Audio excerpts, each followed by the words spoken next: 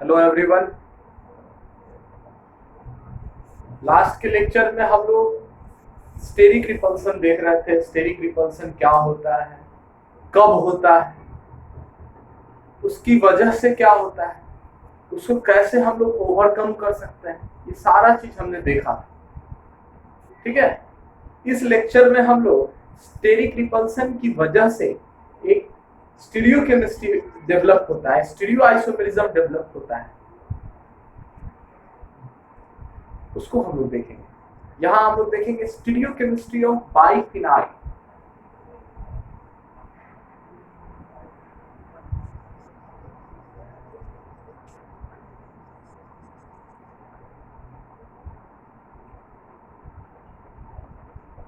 आज के लेक्चर में हम लोग देखेंगे स्टीरियोकेमिस्ट्री ऑफ बाइफिनाइल। ये नीट में पूछा जा चुका है, नीट पॉइंट ऑफ व्यू से वेरी इंपॉर्टेंट। बाइफिनाइल का स्टीरियोकेमिस्ट्री से एक सवाल नीट में आ चुका है। ठीक है, बहुत आसान है, बहुत इजी है। हमने लास्ट वाले लेक्चर में देखा था बाइफिनाइल का केस, कि बाइफिनाइल जो होता है, दो फिनाइल रिंग एक दूसरे से जुड़ा हुआ होता है। This is what we understand by biphenyl. यही है आपका बाइफिनाइल। दो बेंजीन रिंग, दो फिनाइल रिंग एसोसिएटेड रहता है, joined through a single bond.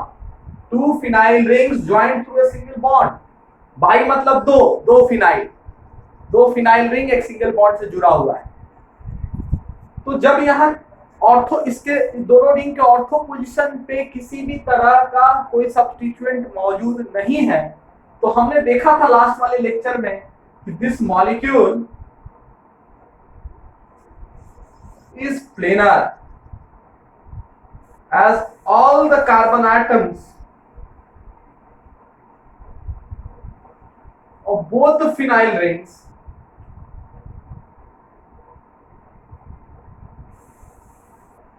this molecule is planar as all the carbon atoms of both the phenyl rings are sp2 hybridized। आप देख सकते हैं सारे कार्बन एटम का हाइब्रिडाइजेशन sp2 है, क्योंकि सारा कार्बन एटम आपका 3 सिग्मा बॉन्ड बना रहा है। देख लीजिए, आपको विजिबल है।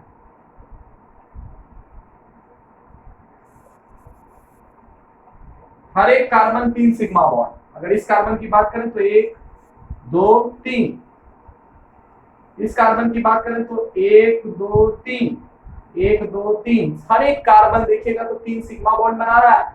ये आपको बाइफिनाइल बोलते हैं। दो phenyl rings joined through a single bond is known as biphenyl. ठीक है, तो बाइफिनाइल आपका प्लेनर होता है। ठीक है, फिर अगर यही बाइफिनाइल इफ बल्कि substituents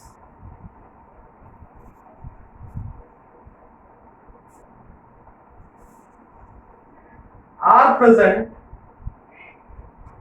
at the ortho position of both the phenyl rings,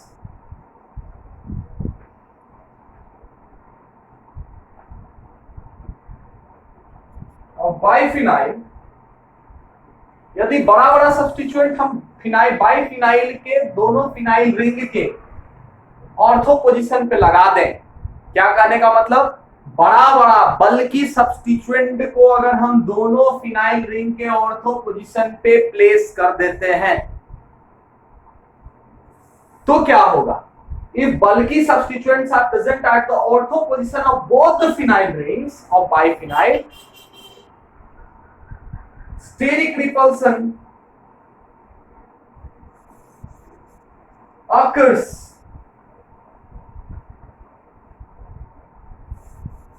between bulky groups। बल्कि ग्रुप्स के बीच स्टेरिक रिपल्सन होने लगेगा, और इस स्टेरिक रिपल्सन को ओवरकम करने के लिए क्या करना पड़ेगा, एक फिनाइल रिंग को हमको दूसरे प्लेन में लेकर चले जाना पड़ेगा। और जब हम एक फिनाइल रिंग को दूसरे प्लेन पर लेकर चले जाएंगे, दूसरे प्लेन में लेकर चले जाएंगे, तो ये स्टेरिक रिपल्सन कम हो जाएगा। And in order to minimise this repulsion,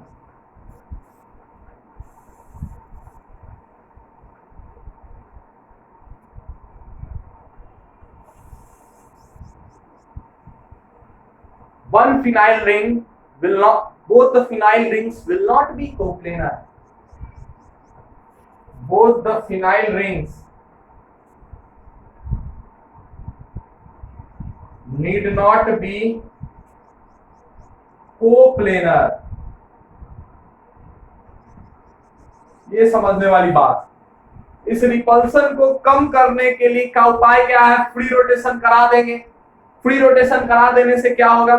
single bond के अलॉन्ग फ्री रोटेशन होता है, तो फ्री रोटेशन करा देते हैं तो एक फिनाइल रिंग को क्या कर देंगे? दूसरे फिनाइल रिंग पे परपेंडिकुलर वाले प्लेन में लेके चले जाएंगे। एक फिनाइल रिंग अगर हॉरिजॉन्टल प्लेन में है तो दूसरे फिनाइल रिंग को वर्टिकल प्लेन में लेके चले जाएंगे। दोनों फिनाइल रिंग फिर क्या हो जाएगा? परपेंडिकुलर हो जाएगा, ऑर्थोगोनल हो जाएगा एक दूसरे पे। जब ऑर्थोगोनल हो जाएगा तो दोनों फिनाइल रिंग एक प्लेन का हिस्सा नहीं होगा, मतलब both the phenyl rings will not be coplanar and the overall molecule becomes non planar. जब पूरा मॉलिक्यूल नॉन प्लेनर, तो नॉन प्लेनर मॉलिक्यूल का तो एक खासियत है भाई। क्या खासियत है? Non planar molecules always exhibit optical isomerism if it lacks plane of symmetry and centre of symmetry. मतलब आपको मालूम है कि हमेशा नॉन प्लेनर मॉलिक्यूल आपका क्या करता है? ऑप्टिकल आइसोमेरिज्म शो करता है, ऑप्टिकली एक्टिव होता है अगर नॉन प्लेनर मॉलिक्यूल के पास किसी भी तरह का प्लेन ऑफ सिमेट्री या सेंटर ऑफ सिमेट्री ना हो, एब्सेंट हो।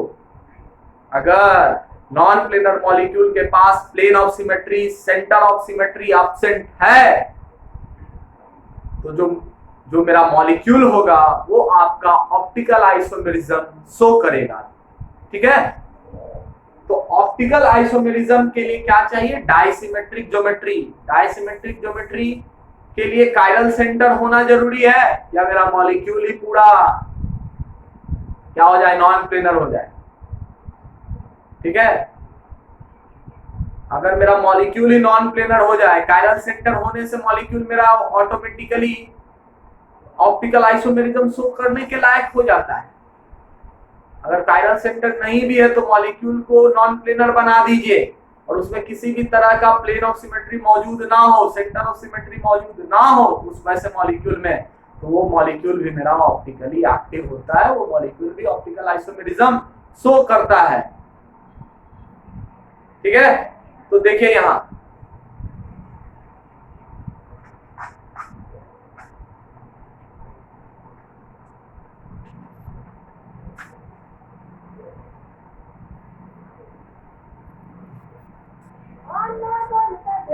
ये देखिए आप, ये आपका बाइफिनाइल है।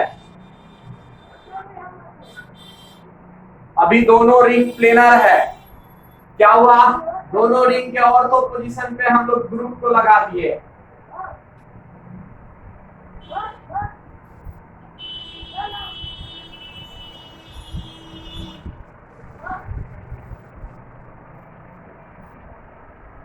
देखिए ये दोनों ग्रुप बड़ा बड़ा ग्रुप है, बल्कि group are placed at the ortho position.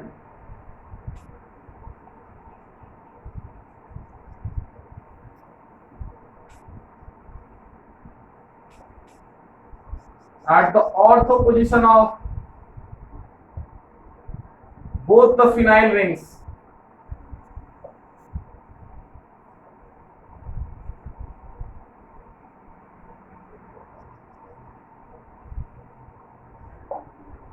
यहाँ बड़ा बड़ा ग्रुप को हम दोनों फिनाइल रिंग के ऑर्थो पोजीशन पे बड़ा बड़ा ग्रुप को लगा दिए। दोनों फिनाइल रिंग के ऑर्थो पोजीशन पे बड़ा बड़ा ग्रुप को हम लोग प्लेस कर दिया। और जब ऑर्थो पोजीशन पे बड़ा बड़ा ग्रुप को प्लेस कर दिए तो क्या होगा? बड़ा बड़ा ग्रुप के बीच स्टेरिक रिपल्सन होना शुरू हो जाएगा। अगर ये दोनों फिनाइल रिंग एक ही प्लेन में लाई करेगा, ये फिनाइल रिंग और ये फिनाइल रिंग अगर मान लीजिए बोर्ड के प्लेन में ही लाई कर रहा है, तो उस केस में ग्रुप ज्यादा क्लोजर रहेगा, ज्यादा नजदीक रहेगा, और ज्यादा नजदीक रहने से स्टेरिक रिपल्सन मैक्सिमम होगा। तो इस रिपल्सन को कम करने के लिए उपाय क्या है? इस रिपल्सन को कम करने के लिए free rotation along single bond. Group को रोटेट करिए अलोंग सिंगल बॉन्ड और रोटेट करके इस फिनाइल रिंग को इस फिनाइल रिंग के प्लेन से बाहर कर दीजिए। किसी एक फिनाइल रिंग को दूसरे फिनाइल रिंग के प्लेन से बाहर कर दीजिएगा तो क्या हो जाएगा, ग्रुप के बीच सेपरेशन, दोनों ग्रुप के बीच सेपरेशन ज्यादा हो जाएगा, और सेपरेशन ज्यादा हो जाएगा तो स्वाभाविक बात है कि जब दोनों ग्रुप नजदीक नहीं रहेगा तो रिपल्सन कम जाएगा। तो in order to minimise this repulsion,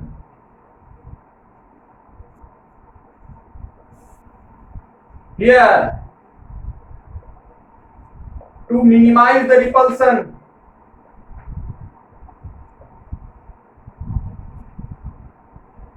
both the phenyl rings are orthogonal। इस रिपल्सन को मिनिमाइज करने के लिए दोनों फिनाइल रिंग ऑर्थोगोनल होगा, परपेंडिकुलर होगा एक दूसरे पे, making the biphenyl non planar.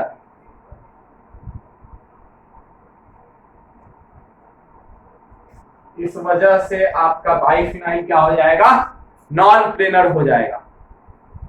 और जब आपका बाइफिनाइल नॉन प्लेनर हो जाएगा तो आपको अच्छे से मालूम है कि नॉन प्लेनर मॉलिक्यूल जो होता है, ठीक है, वो क्या शो करता है, ऑप्टिकल आइसोमेरिज्म।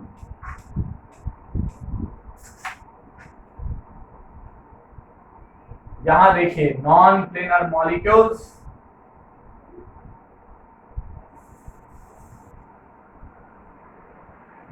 सो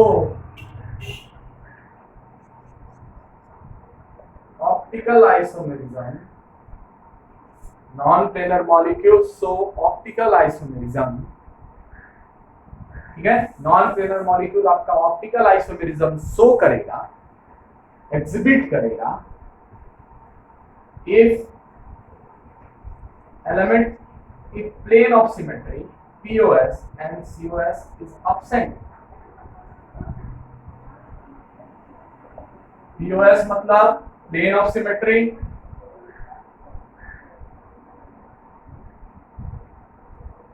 COS मतलब center of symmetry।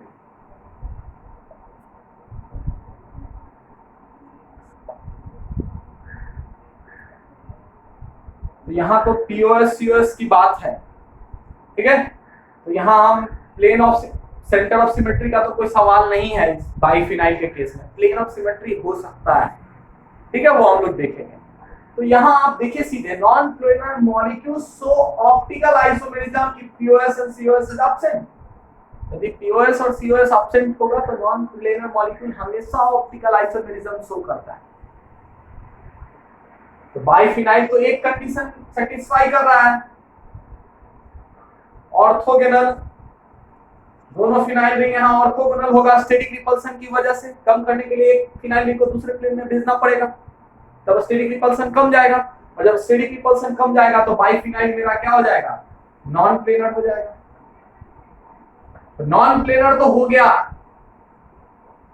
लेकिन सबसे बड़ा कंडीशन मॉलिक्यूल मेरा सिमेट्रिक नहीं होना चाहिए।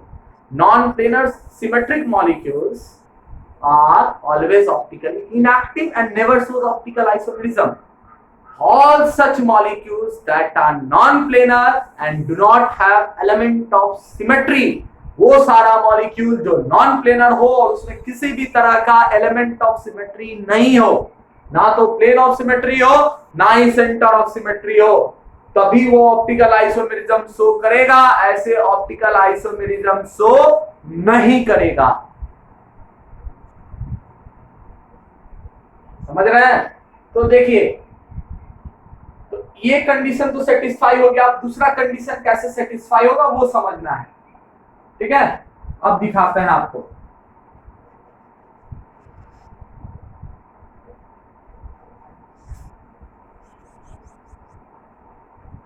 यही फिर से बना रहे हैं हम लोग।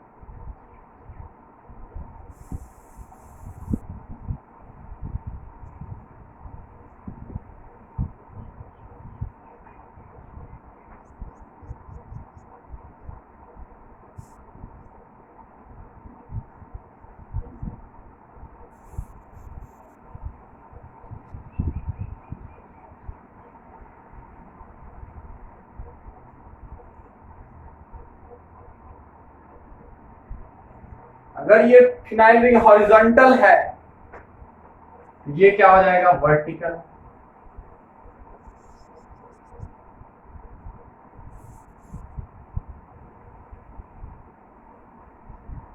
ये हॉरिजॉन्टल तो ये वर्टिकल रहेगा। तो देखिए ये जो हॉरिजॉन्टल प्लेन में जो फिनाइल रिंग है, इस वर्टिकल प्लेन को दो बराबर हिस्सों में काट सकता है। अगर ये फिनाइल रिंग कंटेनिंग, अगर प्लेन एक ऐसा प्लेन को माने जिसमें ये फिनाइल रिंग मौजूद हो, सुनिए समझिए, पहले भी हम लिंक में समझा चुके हैं। यहां हमको क्या समझना है कि हमको ऐसे प्लेन को कंसीडर करना है जिसमें कोई एक फिनाइल रिंग पहले से मौजूद है। तो ये एक हॉरिजॉन्टल प्लेन भी कंसीडर कर सकता है, ये वर्टिकल प्लेन भी कंसीडर कर सकता है। तो पहले हॉरिजॉन्टल प्लेन कंसीडर कर रहा है। ये हॉरिजॉन्टल प्लेन में ही ये फिनाइल रिंग मौजूद है। उसी प्लेन को आप प्लेन ऑफ सिमेट्री बोलिए। क्या बोलिए? Plane of symmetry. We should check plane of symmetry when we consider the same plane in which the phenyl ring is present. हम प्लेन ऑफ सिमेट्री तभी चेक करेंगे जब हम एक ऐसे प्लेन को मानेंगे जिसमें कि एक फिनाइल रिंग पहले से मौजूद हो। तो देखिए ये हॉरिजॉन्टल प्लेन को मान रहे हैं प्लेन ऑफ सिमेट्री। अब ये क्या करेगा? हॉरिजॉन्टल स्लाइस कट करेगा। ठीक है, स्लाइस कट समझ रहे हैं ना? ऐसे करके, जैसे किसी का गर्दन चॉप ऑफ करना है, काटना है, तो क्या करता है? स्लाइस कर दीजिएगा तो कट जाएगा। उसी तरीके से यहाँ देखिए, ये देखिए ये हॉरिजॉन्टल प्लेन, ये देखिए ऐसे स्लाइस कट कर रहा है। तो यही हॉरिजॉन्टल प्लेन जिसमें कि फिनाइल रिंग है, वो क्या कर दे रहा है? इस वर्टिकल प्लेन वाले फिनाइल रिंग को दो बराबर हिस्सों में काट दे रहा है। लेकिन दो बराबर हिस्सा कब होगा? जब ये जी डैश और जी डबल डैश बराबर हो जाए, सॉरी जी ट्रिपल डैश, ये दोनों ग्रुप अगर बराबर होगा तो ये हॉरिजॉन्टल प्लेन इस वर्टिकल प्लेन को दो बराबर हिस्सों में काट देगा।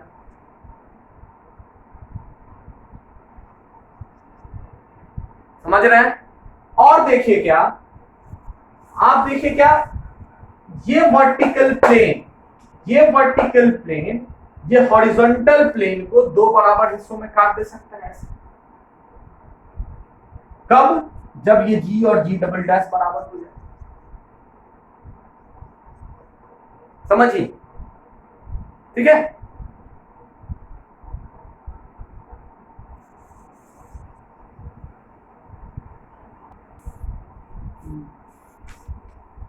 देखिए हमने दो शीट ऑफ पेपर लिया है प्लेन को बस समझाने के लिए। देखिए ये हॉरिजॉन्टल प्लेन में एक फिनाइल रिंग है। देखिए एक फिनाइल रिंग आपकी इस हॉरिजॉन्टल प्लेन में है, दूसरा फिनाइल रिंग ये वर्टिकल प्लेन में होगा। देखिए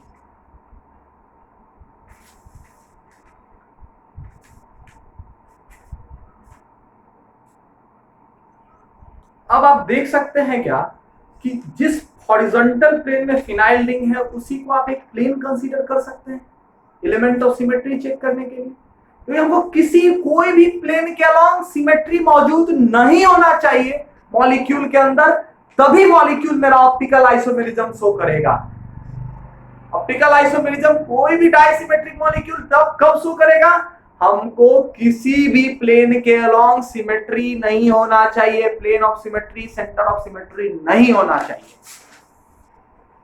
तो देखिए दो कागज है, कागज का टुकड़ा, एक आपका हॉरिजॉन्टल प्लेन, एक आपका वर्टिकल प्लेन। तो हमको एलिमेंट ऑफ सिमेट्री चेक करना है, तो एक फिनाइल रिंग हॉरिजॉन्टल प्लेन में है, एक फिनाइल रिंग वर्टिकल प्लेन में है। तो हम जो फिनाइल रिंग हॉरिजॉन्टल प्लेन में है उसको एक प्लेन माने, और देखिए हम चाहे तो एलिमेंट ऑफ सिमेट्री चेक कर सकते हैं। वो क्या करेगा? इस कागज को, इस वर्टिकल वाले कागज को ये वाला कागज दो बराबर हिस्सों में काट देगा कि नहीं काट देगा? काटेगा कि नहीं इसको दो बराबर हिस्सों? ये वर्टिकल वाला कागज ये हॉरिजॉन्टल वाले कागज के प्लेन को दो बराबर हिस्सों में काट सकता है कि नहीं काट सकता? कहने का मतलब दो बराबर हिस्सों में काट तो जरूर सकता है, लेकिन जो ग्रुप होना चाहिए दोनों साइड, इसके दोनों साइड जो ग्रुप होना चाहिए और इसके दोनों साइड जो ग्रुप होना चाहिए, अगर वो अलग अलग हो जाए तो कभी भी दो बराबर हिस्सों में काट नहीं सकता। वही तो चीज हम आपको एलिन में भी समझाए। टर्मिनल कार्बन का दोनों ग्रुप अलग अलग हो जाए, एटम अलग अलग हो जाए, इस टर्मिनल कार्बन का भी दोनों ग्रुप और एटम अलग अलग हो जाए, तो दो प्लेन ऐसे रहेगा, एक हॉरिजॉन्टल एक वर्टिकल, दो काटने का प्रयास करेगा लेकिन बराबर हिस्से में नहीं काट पाएगा, दोनों सेम नहीं है। अगर संयोग से किसी टर्मिनल का दोनों ग्रुप और एटम सेम हो जाएगा तो क्या हो जाएगा, या तो वर्टिकल का सेम हो जाएगा तो वर्टिकल को दो बराबर हिस्सों में काट देगा, और हॉरिजॉन्टल का सेम हो जाएगा तो वर्टिकल हॉरिजॉन्टल को दो बराबर हिस्सों में काट देगा। वही चीज यहां है। तो आप समझिए यहां कि for optical isomerism to be possible,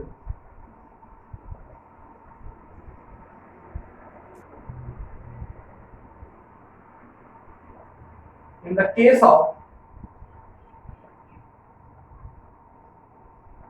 biphenyl,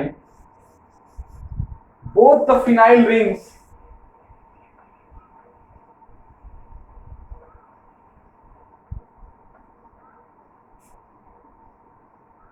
having substituents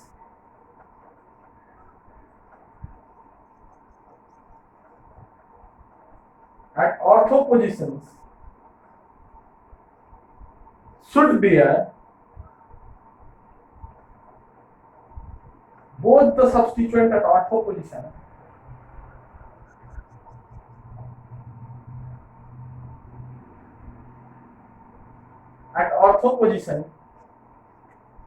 to be different।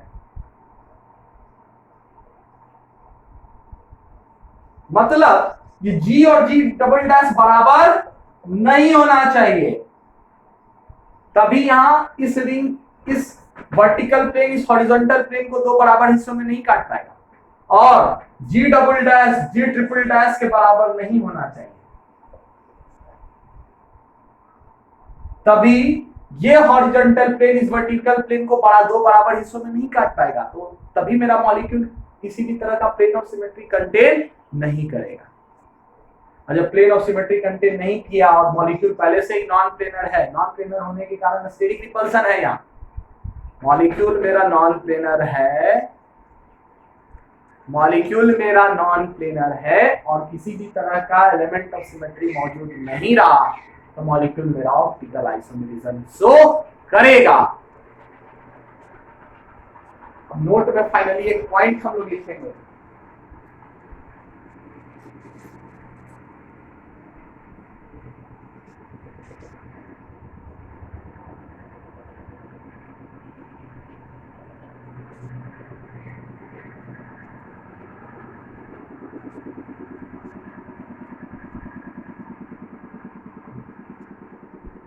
Such biphenyls, important point है, ये ध्यान रखिएगा, अगर आप नहीं समझे ये पॉइंट ध्यान रखिएगा आपका काम हो जाएगा। सच बाइफिनाइल्स सो ऑप्टिकल आइसोमेरिज्म, इसलिए इन सारे पोर्शंस को हम लोग दोबारा टच कर रहे हैं, तो ये थोड़ा इंपॉर्टेंट है। प्लेनरिटी की बात की, स्टेरिक रिपल्सन की बात की, तो एप्लीकेशन में ये सब हम समझ सकते हैं अच्छे से, और एग्जाम पॉइंट ऑफ व्यू से भी इंपॉर्टेंट है। नीट में एक बार क्वेश्चन आ चुका, इसका उम्मीद भी नहीं कर रहा था कोई। तो such biphenyl so optical isomerism in which both the phenyl rings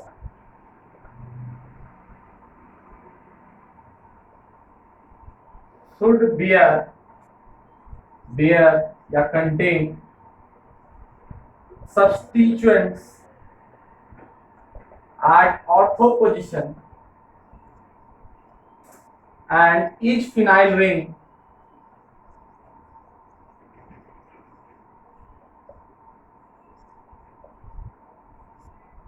should bear two different substituents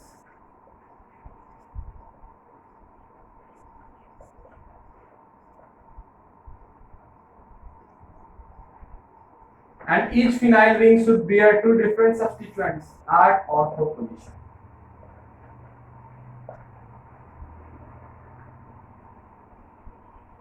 ये समझिए, हर एक फिनाइल रिंग के पास सब्स्टिट्यूएंट होना चाहिए ऑर्थो पोजीशन पे, और दोनों फिनाइल रिंग के पास सब्स्टिट्यूएंट होना चाहिए ऑर्थो पोजीशन पे ताकि स्टेरिक रिपल्सन हो।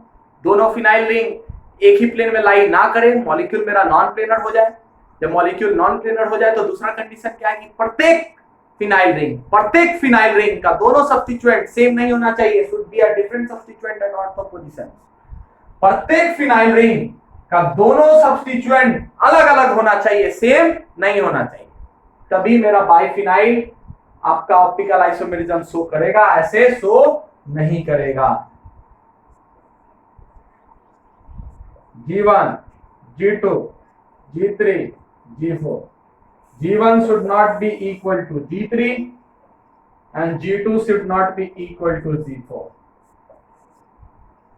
और यहां स्टेरिक रिपल्सन होना चाहिए, यही कंडीशन है ऑप्टिकल आइसोमेरिज्म होने के लिए, यही एकमात्र कंडीशन है।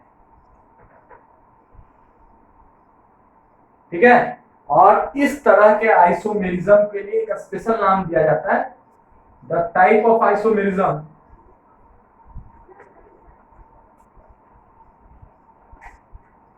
एग्जिबिटेड सोन, एग्जिबिट मतलब दिखावा, दिखाना, exhibited by biphenyl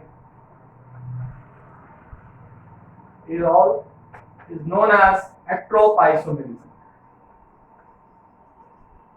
Atrope isomerism, इस तरह के आइसोमेरिज्म को हम लोग बोलते हैं एट्रोप आइसोमेरिज्म। तो हमने इंपॉर्टेंट केसेस ऑफ स्टीरियोकेमिस्ट्री या इंपॉर्टेंट केसेस ऑफ आइसोमेरिज्म भी देखा, ऑप्टिकल आइसोमेरिज्म में इंपॉर्टेंट केसेस को भी देखा।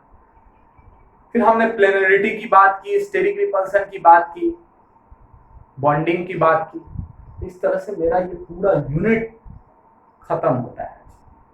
Planarity of a molecule, steric repulsion, bonding inorganic molecule, सारा हम लोग देख लिए यहाँ आज। ठीक है,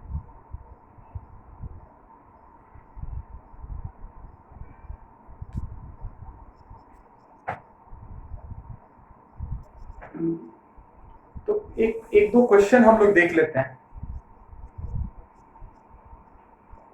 Which of the following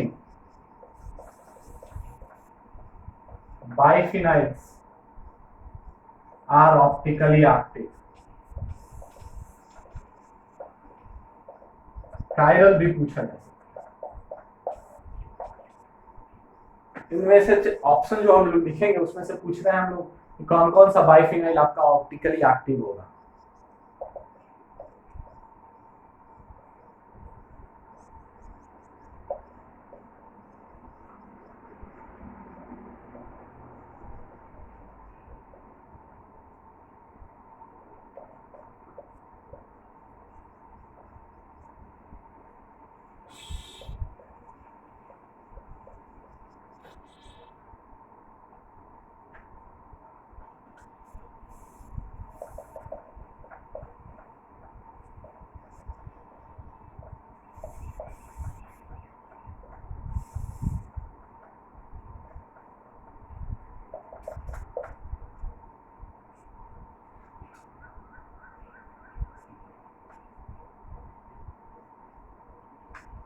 He is optical.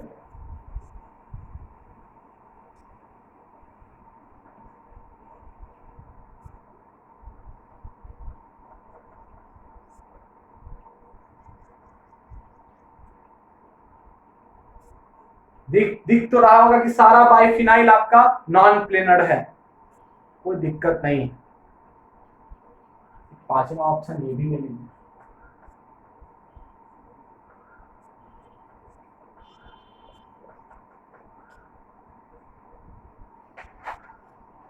यहां लिख देते हैं पांचवा ऑप्शन।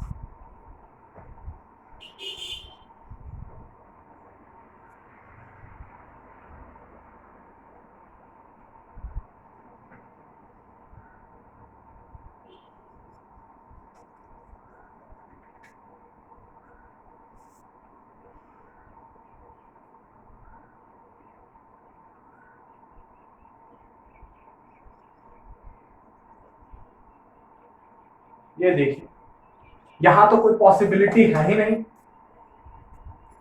क्योंकि यहां सब्स्टिट्यूएंट आपका ऑर्थो पोजीशंस पे नहीं है, ऑर्थो पोजीशंस पे नहीं है तो स्टेरिक रिपल्सन नहीं होगा, यहाँ दोनों फिनाइल रिंग प्लेनर हो जाएगा, और दोनों फिनाइल रिंग अगर प्लेनर है तो एट्रोप आइसोमेरिज्म होने का कोई पॉसिबिलिटी है ही नहीं, ऑप्टिकल आइसोमेरिज्म शो करेगा ही नहीं। ऑप्टिकल आइसोमेरिज्म शो करने के लिए दोनों सब्स्टिट्यूएंट कहाँ होना चाहिए, ऑर्थो पोजीशन, एक दूसरे के ऑर्थो पोजीशन पे होना चाहिए। यहाँ तो कोई सवाल ही नहीं। यहाँ नॉन प्लेनर मॉलिक्यूल है लेकिन एक फिनाइल रिंग का देखिए दोनों मिथाइल ग्रुप से, तो परपेंडिकुलर प्लेन क्या करेगा, हॉरिजॉन्टल प्लेन को दो बराबर हिस्सों में बांट देगा, काट देगा, इसलिए ये भी शो नहीं करेगा। यहां देखिए, यहां नॉन प्लेनर है स्टेरिक रिपल्सन की वजह से, और देखिए हर एक रिंग का दोनों सब्स्टिट्यूएंट, यहाँ NO2 CH3 के बराबर नहीं है, यहाँ CH3 NO2 के बराबर नहीं है, मतलब हर एक रिंग का जो दोनों सब्स्टिट्यूएंट ऑर्थो पोजीशन पे है दोनों अलग अलग है ना। CH3 NO2 के बराबर नहीं, CH3 NO2 के बराबर नहीं, मतलब the substituents are placed at ortho positions and each ring containing both the substituent and ortho positions are different। यहाँ दोनों सब्स्टिट्यूएंट ऑर्थो पोजीशन पे अलग अलग है, और समझना है कि सब्स्टिट्यूएंट ऑर्थो पोजीशन पे है दोनों रिंग का, इसलिए ये ऑप्टिकली एक्टिव है। यहाँ ऑप्टिकल आइसोमेरिज्म पॉसिबल है इस केस में, इस केस में संभव नहीं है, इस केस में संभव नहीं है। यहां देखिए फिर से, यहां देखिए,